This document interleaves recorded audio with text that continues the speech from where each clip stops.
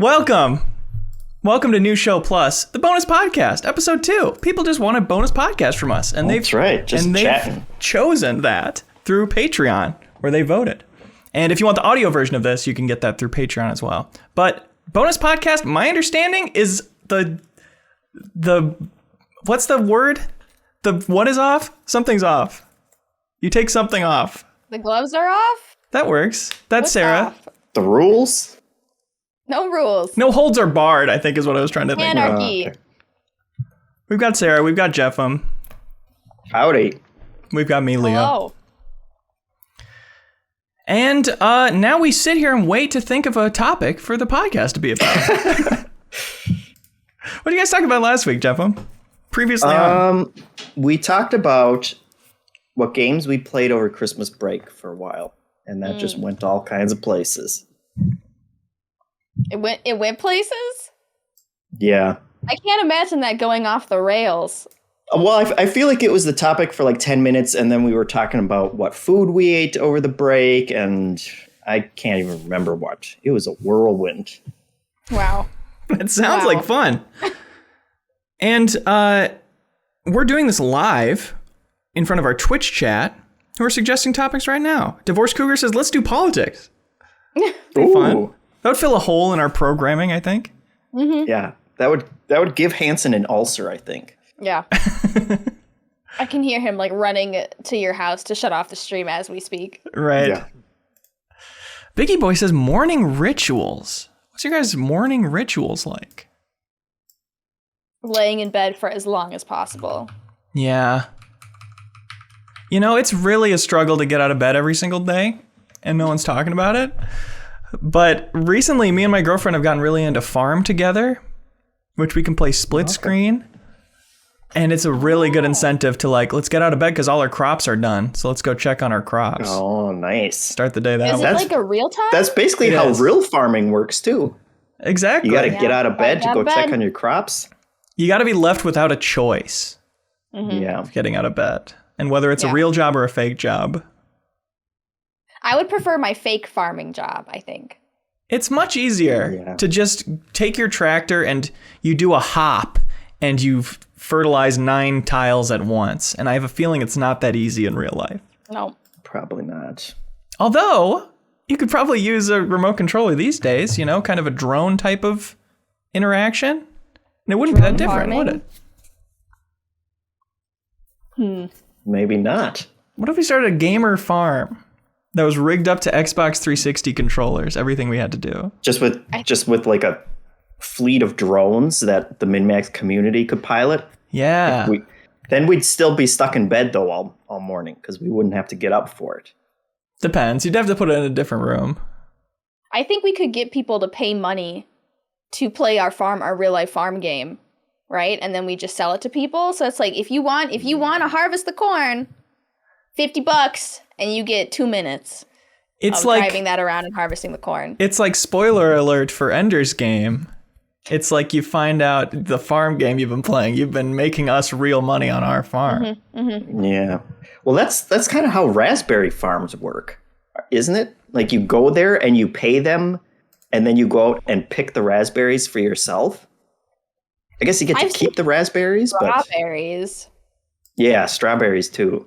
I mean, I guess technically you're just paying for the raspberries or strawberries that you did pick, but you're still doing the labor yourself. Yeah, but and what you're if paying you them. do it virtually? Yeah. We want to take the labor out of the equation. Less labor, more gamer.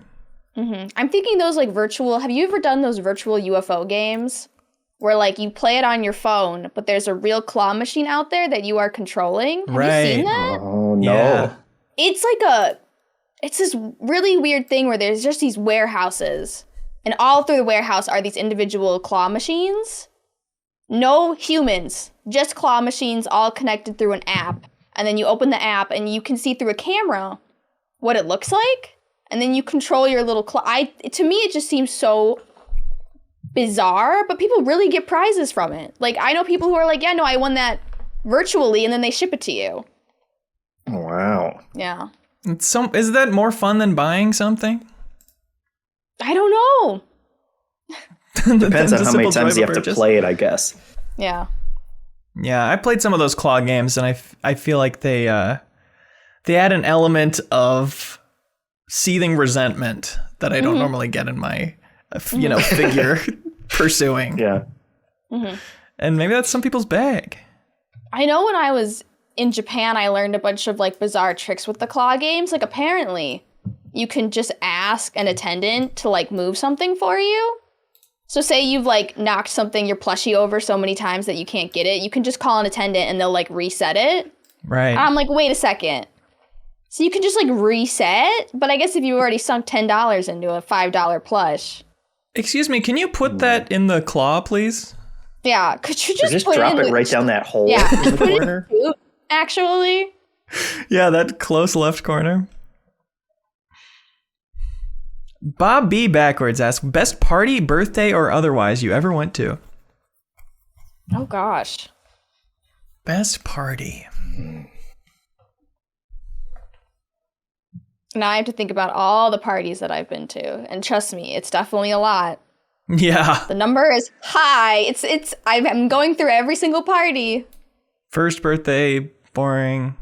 Second birthday, boring.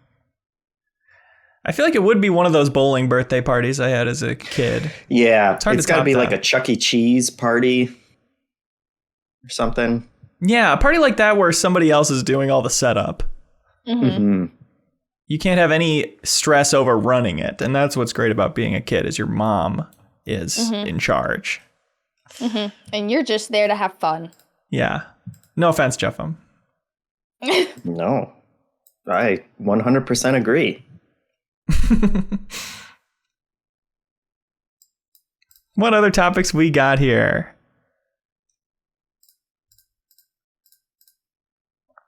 Cringe high school moments, says Aaron. Nope, Bear. I was hoping you weren't going to say that one. Maybe not that one. I was pretty cool in high school.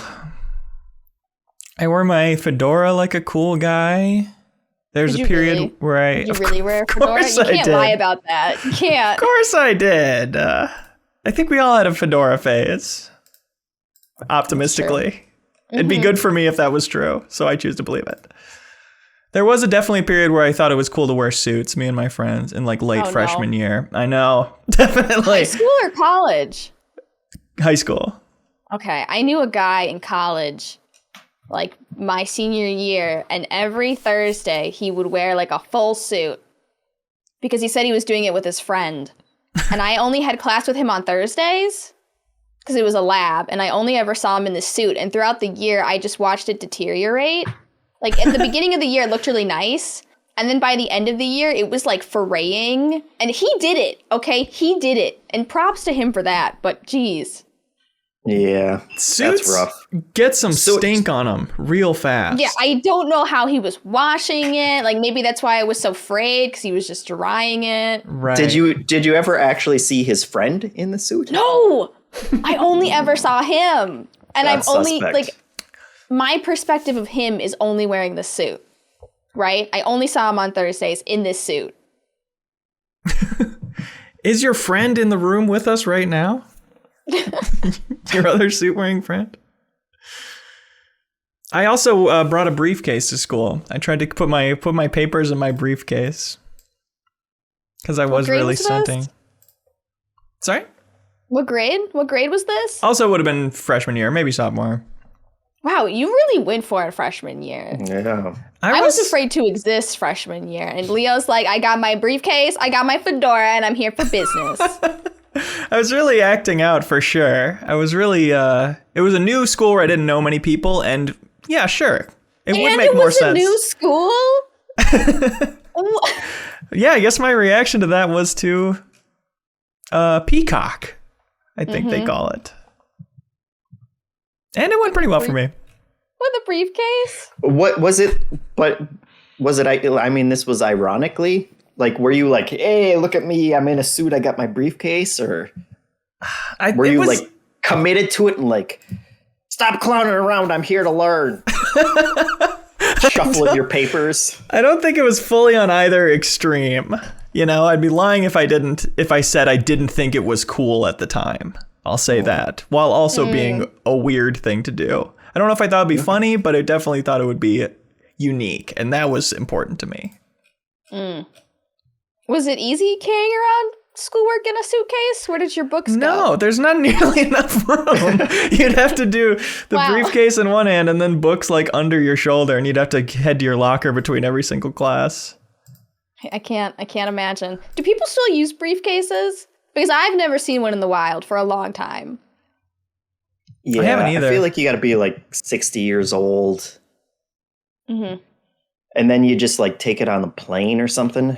Although I don't know if I've even seen... I guess I don't know what the last time... I guess that's just a stereotype that's permanently seared in my brain. But it's all digital now, right? Yeah. If you have documents, you just like shoot them across the internet. Can't keep crypto in a briefcase. Yeah. That's right. Someone just got a briefcase the other day. What are you going to put in it? Yo, let us know. How many papers do you have? And let us know in the chat, if you had a briefcase, what would you put in it? And did you wear a fedora? And did you wear a fedora? Unironically, did you have a fedora phase? I didn't have a fedora phase, but I feel like I had the equivalent of the fedora phase, which was the bow phase that everybody went through. Okay. And like there was that one moment where like bows were really popular and I would wear really big bows. Hair bows, not Yeah. Horizon not like, Zero Dawn bows. Yeah. Like actual hair bows. So that was my fedora phase. That's interesting. This is EMR asks, favorite lunch? Favorite lunch? That's very specific. Lunch? I think, let's say recurring lunch. You know, what's your favorite thing to make for lunch? For me, I love protein bowls. Like if you've got a pulled pork, we like to slow cook meat and then have it the rest of the week and mix it in with like some spinach and some hummus. Delicious. I put mine on mac and cheese. Nice. Yeah. Classic craft? No, I do I do Stouffer's. I'm a little bit bougier than that. I'm a little bit bougier, you know? When I think bougie, I think Stouffer's. Yeah. It's a little bit fancier than craft. You microwave it, you have to put it in don't have to mess around with pots. Yeah, honey, it's our anniversary. Stouffer's. I made something special. He went to Stouffer's. The Stouffer's section of the grocery store. The first Cougar says, I need a briefcase for my fedoras. That would be a big briefcase. Or you'd flatten your fedoras, which ridiculous. Yeah, you wouldn't want to do that. Yeah. Were you guys in any like high school clubs? Were you guys high school club people? My friend, ironically, you know, we'd call it irony now, started Spoons Club, if you know the card game Spoons. Oh, no. Yeah. Okay. Yeah, I was just playing Spoons after school once a week. I went to that a few times. To the Spoons Club. I like how you're like, we're doing this ironically, but everybody has a great time and people take it very seriously. Yeah. Yeah. The joy was real. Yeah, I wasn't in any clubs. I think we would all go over to a friend's house and play Goldeneye, which was basically like a club, but not school sanctioned. So Gaming club. it was the 90s though. So, you know, Gaming was for nerds back then? yeah, Gotcha. I didn't have any gaming clubs. we in fought high that school. fight for you guys, Fought the for good the younger fight. generations. Thank you. So we could play Smash on CRTs in the language arts room. Oozing Neon, favorite smell? You're picking out the weirdest questions. I think you're doing this on purpose. They're what catch my eye, I guess. Probably there's like favorite smells, but then there's like favorite smells, which is like coffee in the morning. You know, the smell of coffee when you're really No. tired. Let's go pure No? sensation. Yeah. Umami? The smell of food when I'm hungry. True. Everything seasoning? You know, if you get the everything bagel seasoning and you crack open the top, take a whiff of that, that's a really good smell. I like to smell coffee beans sometimes. I just like to sniff them. Okay. Okay. Okay, yeah. That's your right. Freshly baked bread, I like. Yes. Good loaf of bread. Manic T says fresh cut grass. That's pretty good too. Good pick. As long as you don't have to be the one who cuts it, I think. Yeah. That kind of ruins it. Do you think we could do a full podcast about smells? Like I'm talking weekly podcast. I feel like I could. Probably. But I can talk about anything for any length. If we committed to it, you know, we could mail each other vials with smells in them. It would eventually become like a candle review thing, I think. We'd eventually just turn into a candle review team. Yeah, that's true. We'd go to Bath and Body Works together and smell all the candles. Yeah, it'd be hard to avoid talking about candles on that podcast for sure. Biscuits with Davy likes almond extract. Yeah. Does it smell? Yeah, vanilla extract too. That. True. Because the smell podcast couldn't just be this. It couldn't just be listing different smells. We'd have to dive deep into like one smell per episode. And we'd interview someone, you know, that works at a smell factory. And we could interview anyone with a nose, though. That's I feel true. like I would be so worried if my job was somehow based on one of my senses, like smelling, tasting, like people whose job is to like live in the factory and taste the ice cream to make sure it all tastes the same. I feel like I like what if you get sick? What if your nose is out of commission? You know, there's your entire career. You're done. Well, hopefully there's somebody on the bench behind you ready to take over. Yeah, but that doesn't do you any good. You're still on the poverty line at that point. Need a pinch smeller.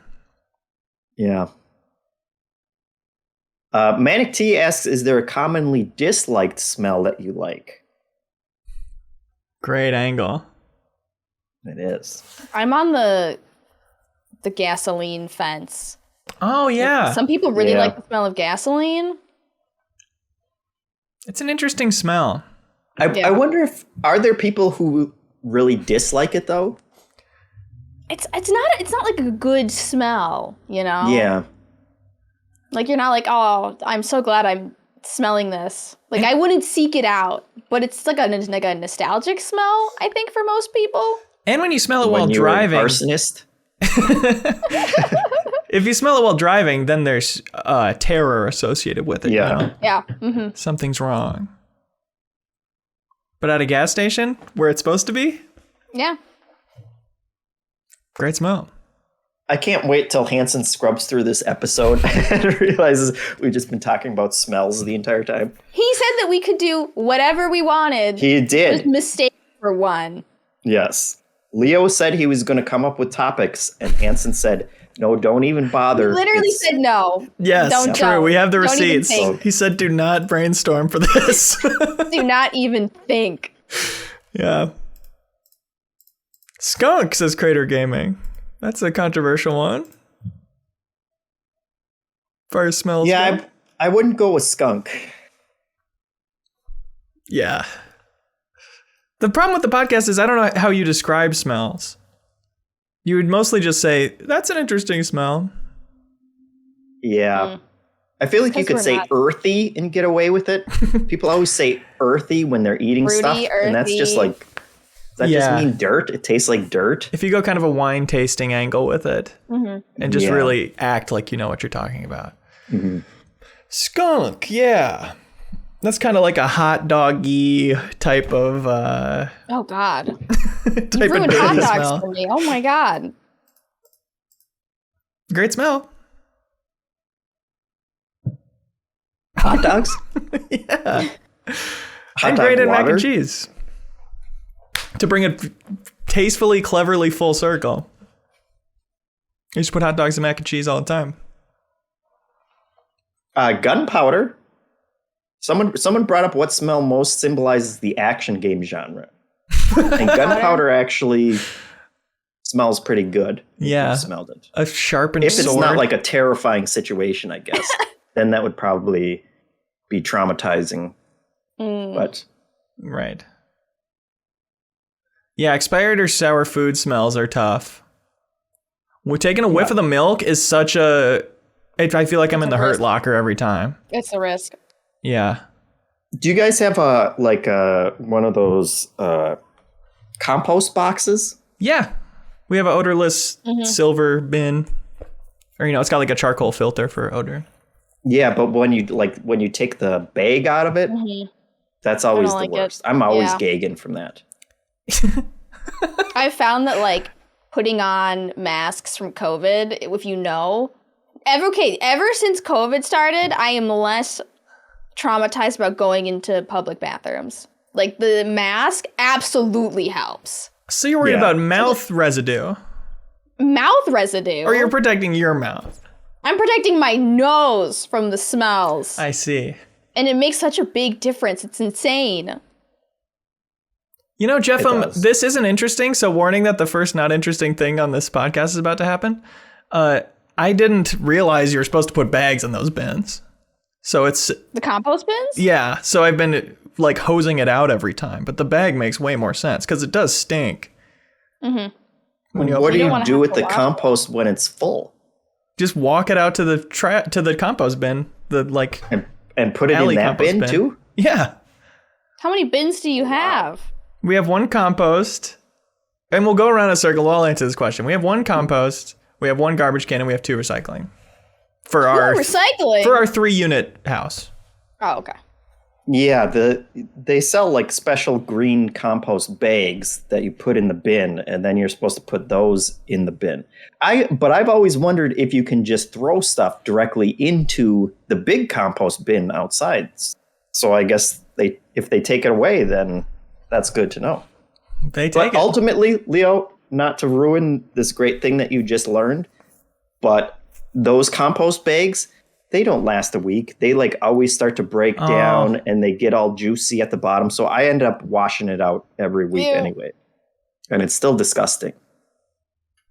Yeah. But it makes taking it out a little easier, I guess. If the bag doesn't rip open as you're walking it down to the bin. Right. Oh my God. The things we do to help the environment, Mm-hmm. To offset plane fuel. How many bins you got, Jeff? How many bins you rocking on your alley side? We got 3. We got the big garbage bin and then a big recycling bin. And then the compost one is a little smaller. And I've seen, this is just such riveting podcast material, but I've seen that the garbage company, if you call them, they'll come take your big garbage bin and replace it with a smaller one. And then they'll charge you. Yeah, they'll charge you less money every month. Anything in it. I have the smallest garbage bin that I've seen in my entire life. Yeah, we do so much recycling at this point that we hardly ever fill up the garbage bin, like once a week. So I feel like I could do the smaller bin, but I've also just not bothered to make the call. You get the smaller bin and then you just use your neighbor's garbage. That's the play. Yeah. That's right. We have an alley, so we can just chuck everything right in the alley. Right, and the cars will flatten it back into the yard. That's right. Sarah, how many bins are you working with over there? I have my tiny trash bin, which is fine most of the time, but then when you have an influx, when I first moved in, I had an infinite amount of paper and boxes and bins, and literally I was trying my best, but it was full every single week. And then we have recycling, but we don't have I have a personal composter that I use in my backyard, but we don't have a bin that anyone collects. Mm-hmm. Mm. City compost. I just make own dirt. Does that stink?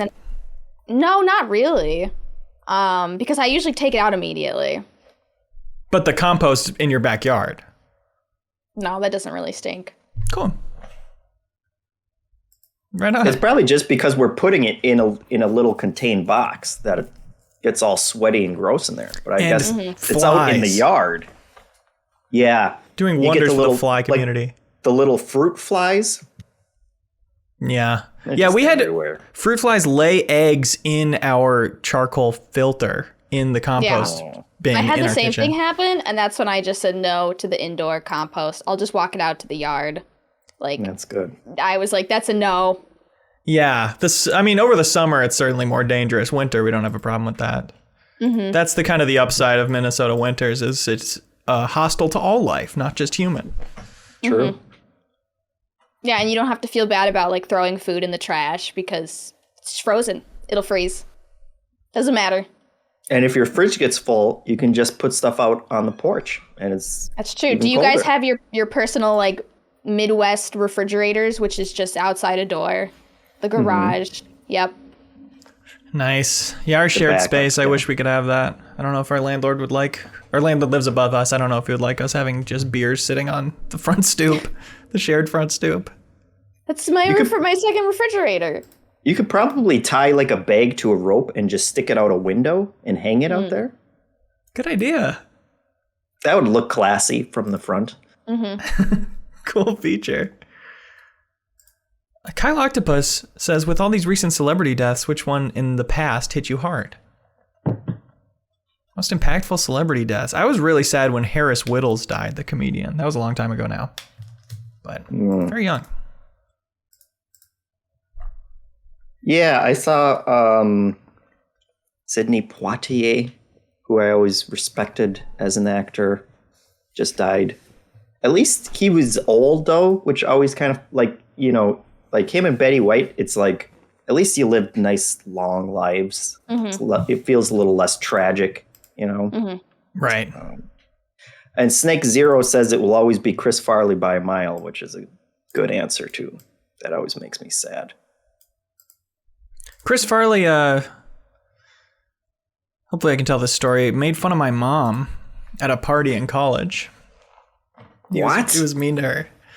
I think about her acne at the time. What? Yeah, that's the story she told me growing up. So, you know, complicated feelings about that one. Yeah. I'm sorry to hear that.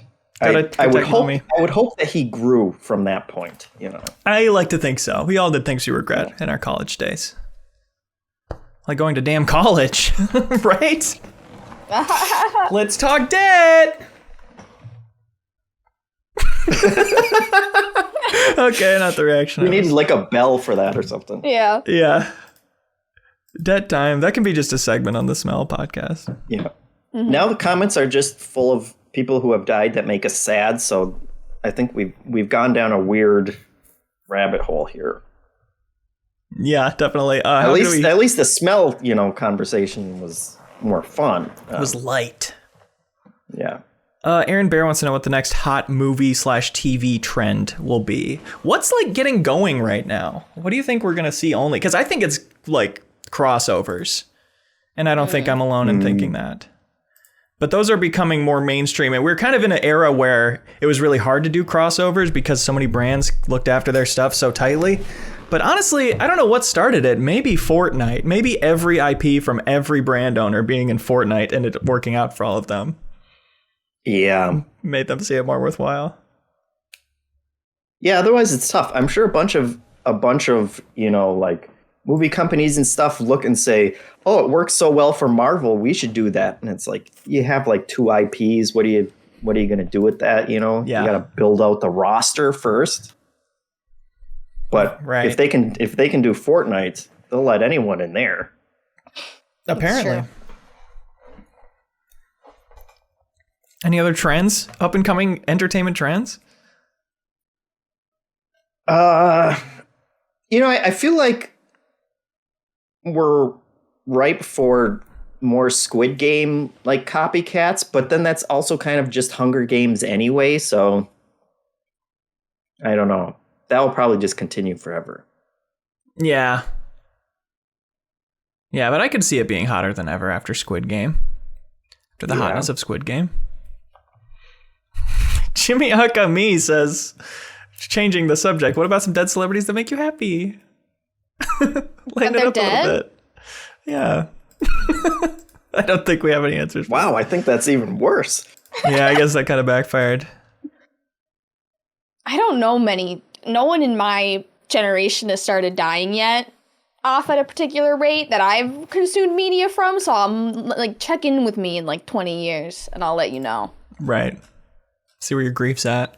Biggie Boy says you can either continue Marvel for another 20 years or erase it from time. What do you do? Erase it. Yeah, But that's just because I'm not a Marvel person. So these last few years of like entertainment has been not great. There's definitely been a Marvelification of entertainment. Of Marvel-type protagonists in blockbusters.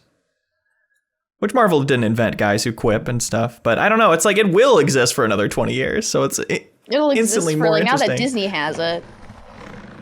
Forever. Yeah. It'll outlive us all, do you think? Oh, for sure.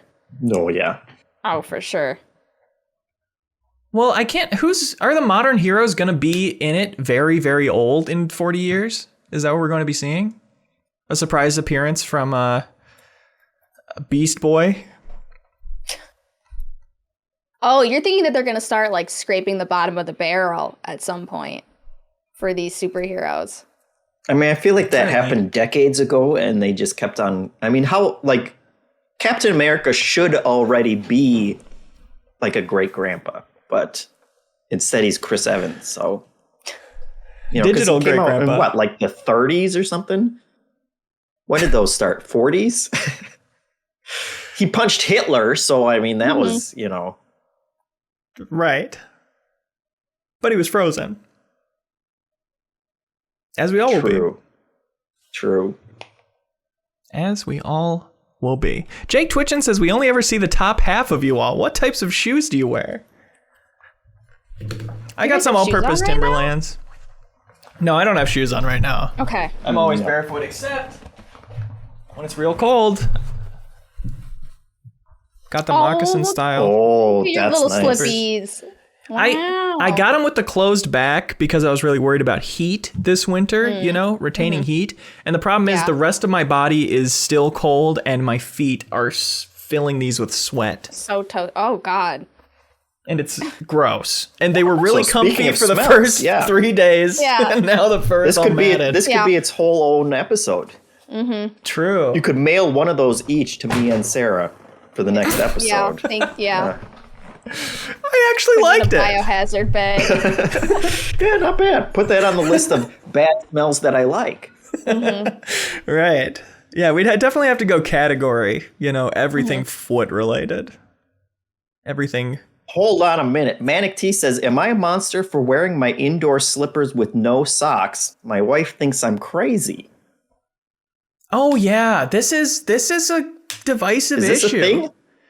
Because, you know, people do it to avoid the problem I have of the sweat from my feet ruining the lining of the sneakers. But if you're going to wear socks, what's the Socks point of wearing basically are sneakers? slippers at that point. Slippers, I mean. Yeah. Defeats the purpose.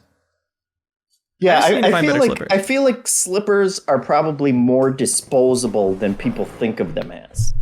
Like, you wear them for a year or whatever, and then you probably just got to get rid of them and get new ones.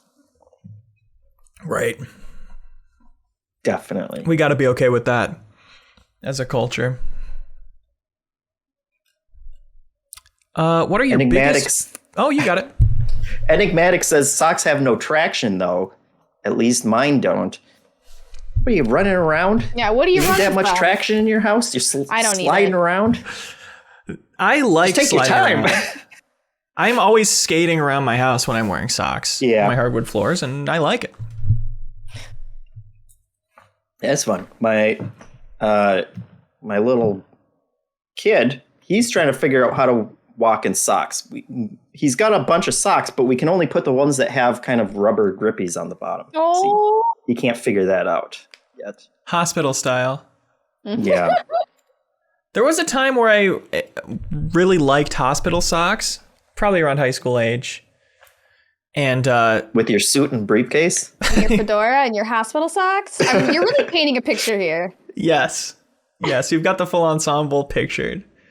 And my grandma heard about it, and then every time she was in the hospital, she would get me a pair of hospital socks. Like she would Hospital ask socks. They are Nice. quite cozy. Yeah, Surprised, deceptively cozy. and the traction is nice. I won't lie. Kyle Octopus, favorite vacation. And I'm adding, and what smells did you smell there? After period? My wife and I took her parents to Hawaii for like 10 days or something like that. And that Wow. was a really nice trip.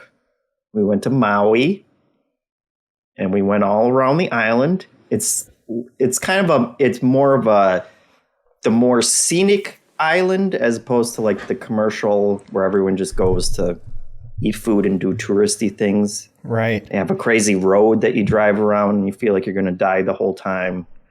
But then my wife and I went swimming just on some random beach because we went on a snorkeling trip, which totally sucked because all the coral's already dead from climate change and the fish don't go out there anymore. But then we went to just a random beach and we were swimming around and a giant turtle came and swam with us. And it was like right next to us and it was magical. That's so magical. awesome. Yeah. I don't know what it smelled like because it was underwater, but I'm sure it smelled good. It looked like it smelled good. Yeah. Sarah, favorite vacation?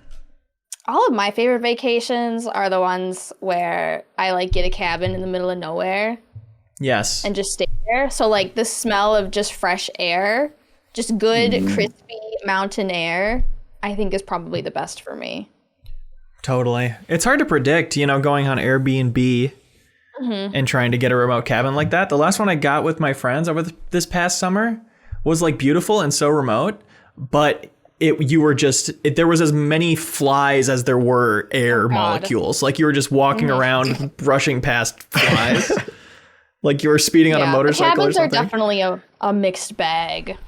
Yeah, especially in a forest like that. My favorite vacation, I think, was the first one I took with my girlfriend, which is we went like 45 minutes away to Buffalo, Minnesota. I got an Airbnb that was like a little boathouse on someone else's property that had a little dock and a canoe, and we could canoe out and watch the sunset and stuff. And it was such a chill, fun weekend. Nice. What did Leo and Sarah play over the breaks as the Starkiller? Yeah, we didn't get to answer that. Yeah, we didn't get to talk about it at all. I play games. I play games. I just see Leo playing the farming game Yeah. all the time. It keeps popping up while I'm playing Final Fantasy 14. Definitely a lot of that. Yeah, I played a lot of Final Fantasy 14. I got my VR headset, so I tried out Beat Saber. I was playing Mask Maker. I played a bit of, if you like city building strategy games that involve medieval peasants, which I do. Those are my favorite. There was a game called Banish that came out in 2014 that I really liked, and I played it obsessively. And they didn't remake it because one person made it, but they made like a spiritual successor to it that just came out last year. So I've been enjoying that. It's like the game that I liked to play, but now more and new. So I played a lot of that. What is it about the peasants that you like? I think I like the lack of technology and the threat of like an imminent plague at any moment. I don't like City Skylines is great, but I don't like building roads and I don't like dealing with traffic problems. That makes sense. Yeah, so I don't like that, and I just find like the medieval peasants are a lot easier to deal with.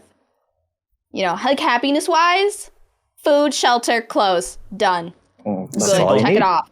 And then city people are like, oh, like I'm kind of depressed. Like I have like depression because like no one's picking up my trash very fast because we've got gridlock. And I'm like, look, okay, we're all dealing with things right now. Okay, just wait. The trash truck is right there. Right. I will say farm together roads are great. Yeah, I would point out that we all complained about trash for like 30 minutes earlier in this episode, so I guess we should be more like peasants. We should be more like medieval peasants. Yeah. Think like a peasant.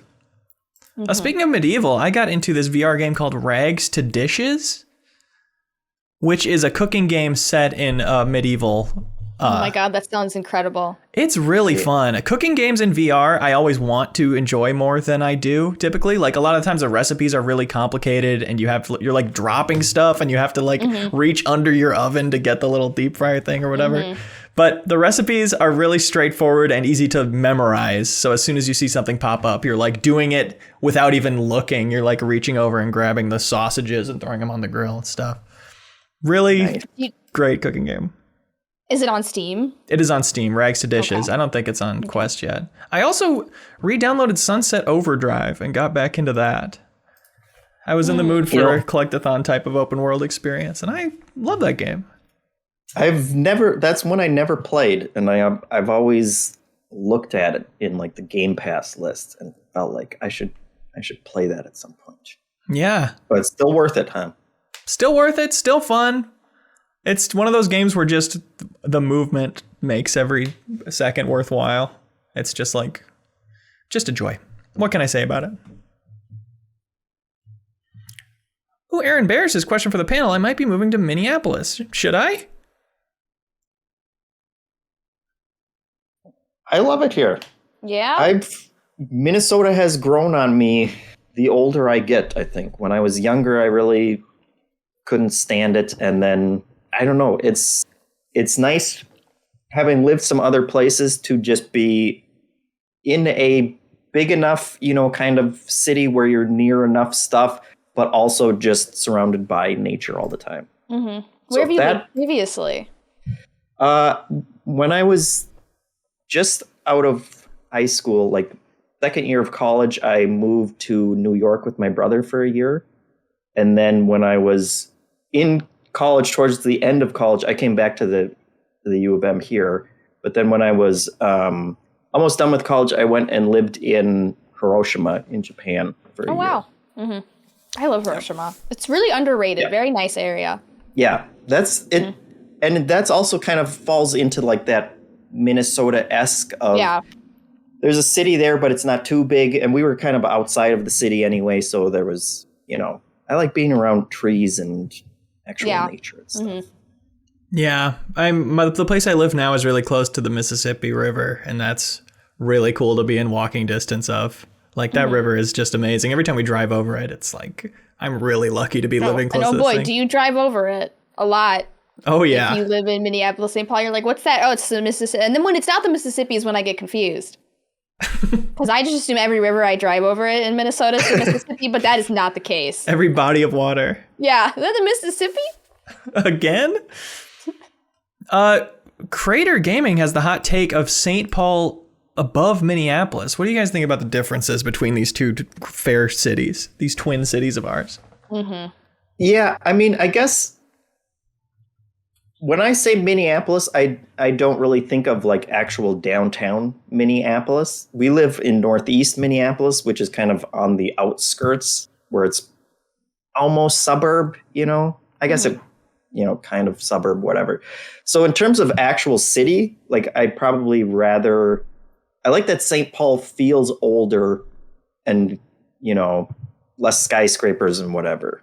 But also St. Paul, like the management in St. Paul doesn't take care of St. Paul as much. My wife's family lives in St. Paul. And it's like, we get a snowstorm and they actually shovel the streets here. And every time we go like to their neighborhood, it's like, oh my God.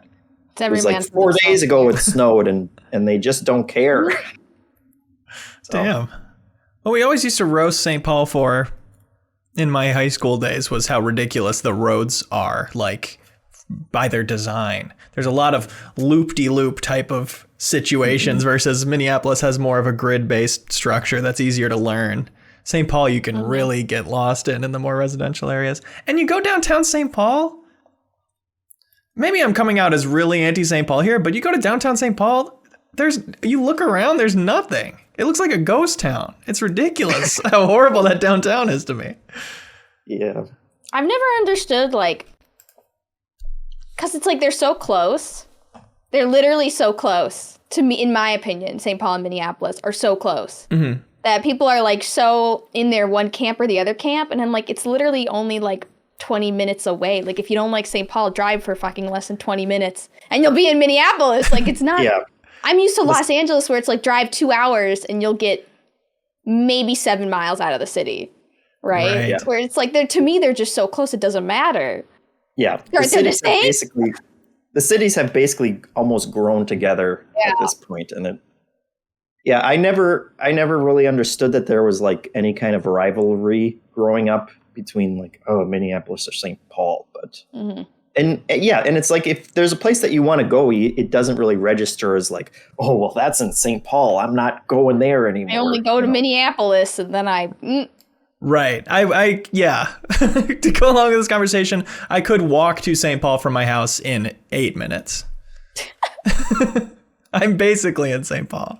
Yeah, that's hilarious. But yeah, there is a lot of programming. I think the rivalry was real when I grew up. But then, high school, one of my best friends was in St. Paul, and we spent a lot of time there, and you've learned. Building bridges, Leo. Exactly. Yeah. I think that was very big of me to still hang out with them. But yeah, as someone coming from the outside, I've never understood the Minneapolis versus St. Paul debates. I'm like, it's all Minnesota. I don't understand. They're so close. Yeah. Yeah. They're called Twin Cities for a reason. We're just all struggling to not freeze to death in winter. Yeah. We shouldn't be dividing ourselves. Yeah, we shouldn't divide ourselves like this. We need to huddle for the warmth anyway. That's right. Baxter Crook says, can you get a pizza in Minneapolis, like a cheese slice? Isn't that impossible out there? I've not heard this stereotype before. That we can't get pizzas? Sorry, only pierogies. No pizza here. That's right. And raw fish, Yeah. whole fish. Lutefisk, herring, that's it. Yeah, we got lots of pizza options. Papa John's, Pizza Hut, Domino's. The list goes on. Yeah. No, Devani's is Midwest, though. I like Devani's deep dish. Devani's is one of those places I want to support because they're smaller than the big chains, but also their pizza isn't very good. So what am I to do about that? What can you do? Damn. Oh my god. Impromptu video review. I haven't seen one of these in a You while. have to review League of Legends. League of Legends. Okay. Let me get the 1 minute timer going. League of Legends. What is there to say about this fantastic title that I've just played so much of? I think my old coworker said it all when he said, I've spent $2,000 on League of Legends skins for no reason. They're characters I don't even play, but for some reason I've spent $2,000 on it. I'm addicted. I had to delete it. That's League of Legends for you. Rich characters. Hundreds of them by my count, each more rich than the last. And rich is what you'll need to be like my coworker and spend a lot of money on it. There's 25 seconds left to go here in this video review. The gameplay is tight. Your buttons correspond 1-to-1 with your actions. Mm-hmm. Once you press the button, you bet your bippy that an action will result out of it. And from that point on... Who do you main in League of Legends, Leo? What's your favorite role to fill? Easily, I'm a normal main. And I like to gank mid gank but that's what's great about League is you can play it your way. I give it 10 out of 10, my first perfect score. I like to gank mid. Wow. Thank you. Mm-hmm. I'm kind of an expert. I didn't realize you knew so much about League of Legends. Yeah. I'm multifaceted. But I can't refute one thing you've said, so... No. You're not going to go press a button in that. No. Have you ever been personally victimized by a game? I've been personally victimized by League of Legends, but have you ever played a game and just come out the other end worse? As a person, as a gamer. How so? As a member of society. No? Just me? How have you been victimized? League of Legends is not a game for people who like to remain emotionally stable. Yeah. God, I think there's got to be games like that for me. Where every design choice is just the most aggravating one possible. Mm-hmm. Well, playing it isn't fun, but yet you still do it. You somehow tricked yourself into thinking that playing it is fun, but you've never had an ounce of serotonin in your brain from playing it. Yes. I think when I first started at GI, I got assigned to do a story on Farmville. Oh. And I got real hooked on Farmville. Oh, no. 2 weeks. I don't even know why. I had a huge farm by the time I was done with that article. but I couldn't stop. I couldn't stop checking it. Did they give you, like, when you review mobile games, do they give you a certain amount of currency you can use for the sake of the review, or are you just, like, on your own? It wasn't an actual review. I think it was just like, hey, go check out what's crazy about Farmville. Go see how addictive it is. Why people, yeah. And then you should get hazard Farmville pay for 2 weeks. You should be getting hazard pay for them sending you into those trenches. Yeah. Yeah. But yeah, I don't know if we ever, I don't think we ever really reviewed anything like free to play stuff to the point where we needed to cash in, like buy currency in it. Mm-hmm. But maybe Dan Tack did or something. That seems like something he'd get stuck with having to deal with. For sure. But, yeah. In a similar vein, WWE Supercard on mobile phones hooked me for a few weeks straight and definitely was like, this is so stupid. It's just different rarities of cards, and you'll go into matches where you play against other people's decks, not live, and just the number will be higher than the other or lower. You don't want it to be lower. And it'll just like instantly play itself out, and you really do nothing but just gradually collect more cards. And when you get a purple one, that is a good gaming moment. That's something you'll be thinking about on your deathbed. But yeah, that was one where I definitely had to realize, like, this is adding nothing to my life, and I need to just delete it. Just playing WWE Supercard and watching TV shows all night.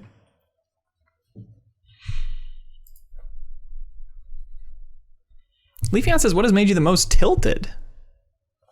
I think fighting games for me are my weak spot that way. Street Fighter V, I remember I was playing with my friend, and I, like, before I could realize what was happening and think, this is obviously a stupid thing to do, I just was like, ugh, and I reached over and pressed the power button on my computer. And I had to put it up and be like, so I just mad? turned it off. Yeah. Huh.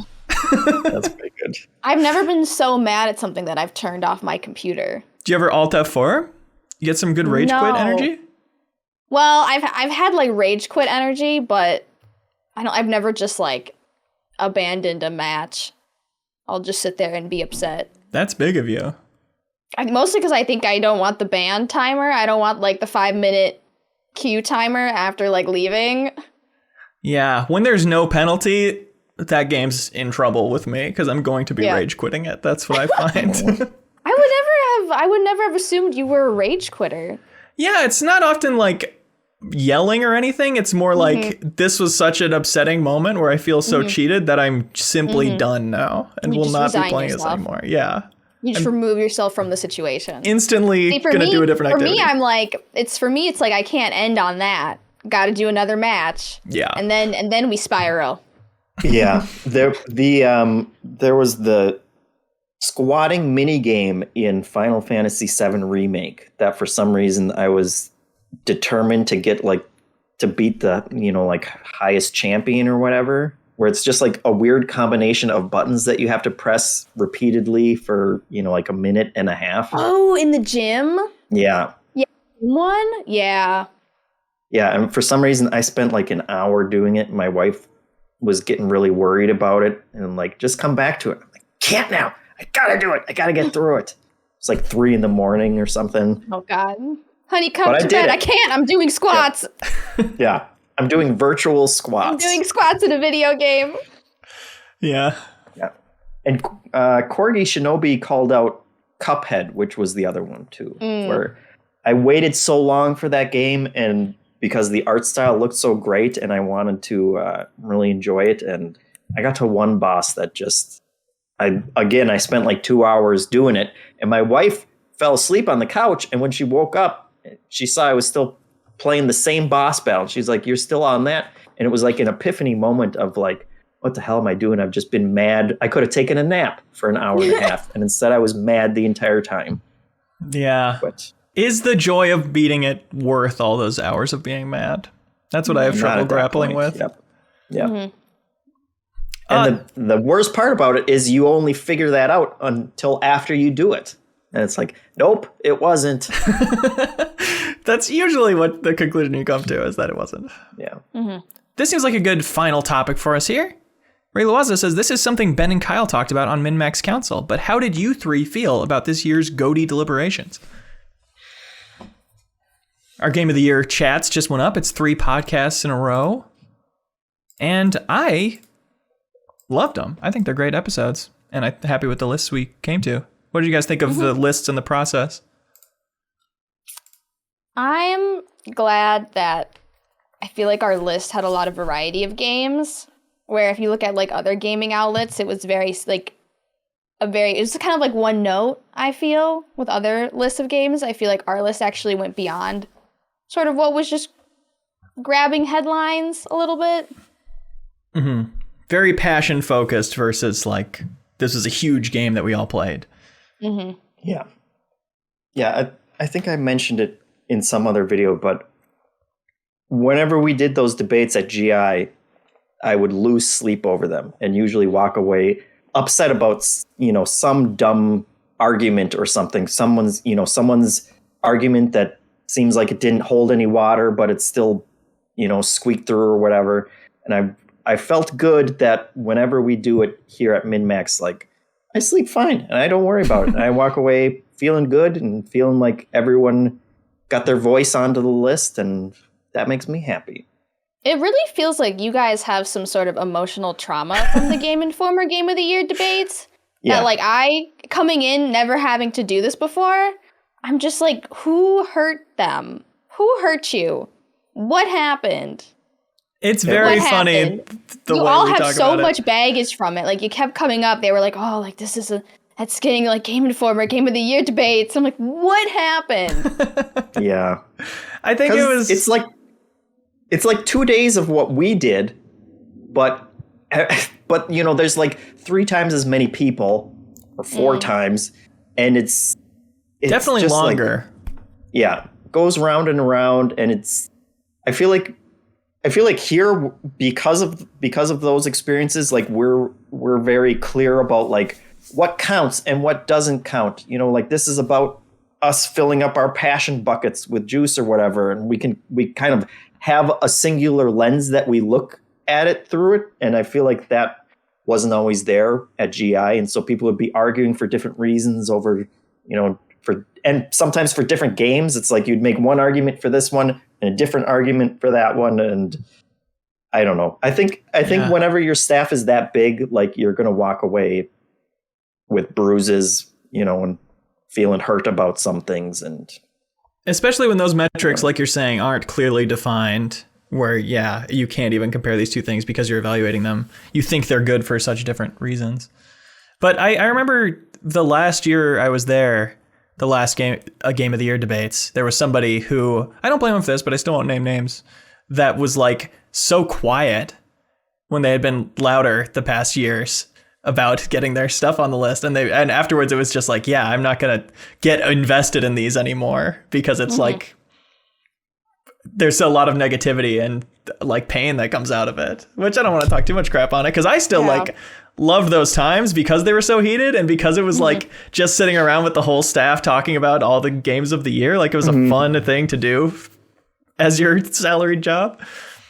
But I think it's been interesting reading all the responses to our Game of the Year episodes. A lot of people liked them. A lot of people thought it was like uncomfortable to hear us kind of fighting, even though, of course, we were all in the spirit of Apparently debate. They should listen to the Game Informer Game of the Year debates. Yeah. But I don't think anybody's wrong to say like it's not the most min-max way to do it, for games friends getting better to have that more combative type of thing. Like there could be a new approach to Game of the Year rather than trying to do like the Game of the Year debates we've had in the past or the Giant Bomb Game of the Year debates that I've loved listening to and I know Hanson has. Yeah, and it's hard because it's still very subjective, right? Like everybody has different opinions on what makes a game good and there is no right opinion. So that's where like it just kind of falls apart. Yeah, just doing our best.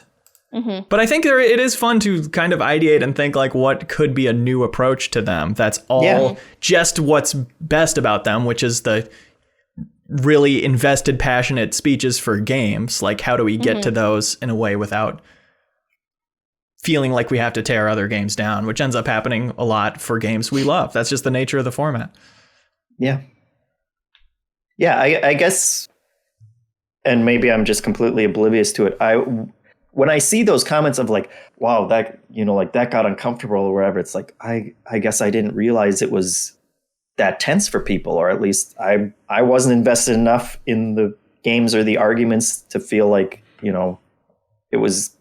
it was turning into an argument or anything like that. But I would totally be down for trying to figure out a different way to do it. That's hopefully a little more positive. And yeah, I'll be very interested to see what kind of tweaks we make next year. It really is like one of my favorite times of year, though. It is such a fun thing to do. Yeah, and I walked away with a list of games that I wanted to play after it, which is always nice. Definitely. I walked away dying to play Returnal, and then I saw, $70. I don't know if I'm going to spend $70 on anything right now. Certainly not this game I might not like. But thank you so much for watching, everybody. This has been our bonus podcast, episode 2 of New Show Plus. You can vote over on Patreon at the Backstage Pass tier next week if you want this to come back, or if you desperately want it to not come back. You can make your voice heard. True. Either way. And once again, this episode and all the long form audio forward stuff like this is in the audio feed that comes with the $5 tier on Patreon. And anything else that I forgot to say that Hanson normally says that I will forget? Something about live long, game lots, and prosper or something. Live long and game out and have fun and be yourself. And it's MinnMax. You've watched it. 2 ends. Two ends. It's spelled with 2 ends. Every week, we let Patreon supporters choose which new show we create with New Show Plus. Should we create another episode of the show you just watched? Check out the biggest new game release? Get into Sea of Thieves? Create an exercise show? It is your call. So thanks to everybody who subscribes on YouTube or supports us over on Patreon. MinnMax exists because of you. As always, if you enjoy MinnMax content, any help telling a friend is appreciated.